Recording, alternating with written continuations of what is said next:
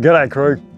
Now if you live in an apartment with a very limited amount of space, gardening can be a bit challenging. Also if you're renting, you set a garden up, next minute you're being thrown out or you're moving somewhere else. So that's a problem. So of course pots is a good alternative. Putting things in pots means you can transplant your whole garden.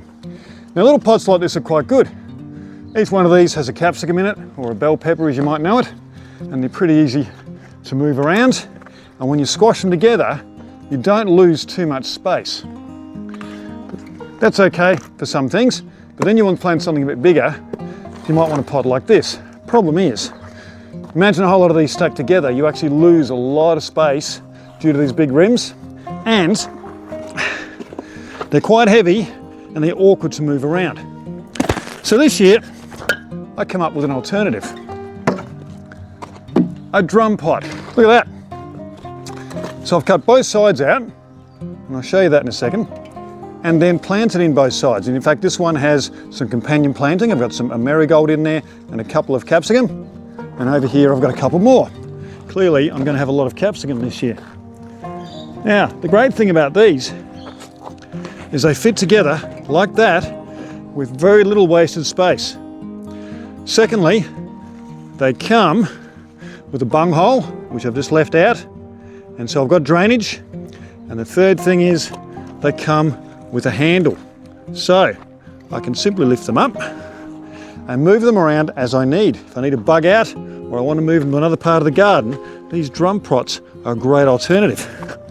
I'll show you how we make them. Rightio, so all I'm going to do is mark out approximately where I want the cut lines. With a Sharpie, I want to keep this here because it's part of the structure, and I want to keep my handle. So I'm just going to go more or less around there. Next thing is we need a couple of holes. No. One there, one there. And that'll allow us to get in there with the jigsaw.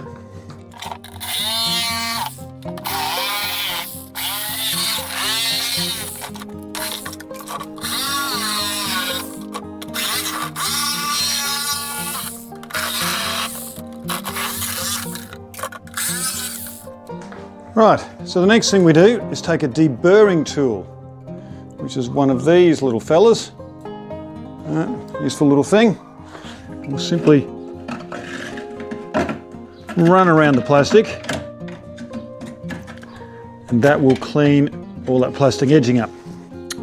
Right, so the next thing is give ourselves some drainage.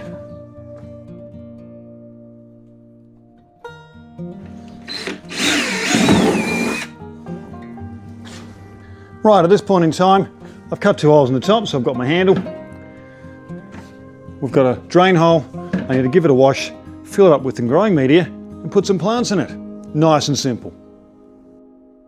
So we're going to start with a drum, 15 to 25 litres, anywhere from $2 to $10 online on Marketplace.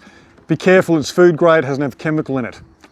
All we're going to do is drill a couple of holes using a jigsaw. I tried doing this with an angle grinder and you got lots of hot plastic everywhere, quite dangerous. So jigsaw makes it nice and easy. Deburr it, 2 holes, leave the handle intact, and make sure there's a hole in the back for your drainage. Chuck in your favourite growing media, whether that's compost or dirt or potting mix, and plant it out. Not in a day like today where it's too hot, but that's what you do. 6 or 7 weeks later, we're going to have this. Jam tight, very, very efficient way of gardening. And I look forward to some of you doing this, and I reckon if you did this with the kids, you could decorate these, you could paint them, they look really, really cool. So, fun little project. All right, thanks for your time as always, and until next time, happy gardening. See ya. Now I've got to go. See ya. Taxi.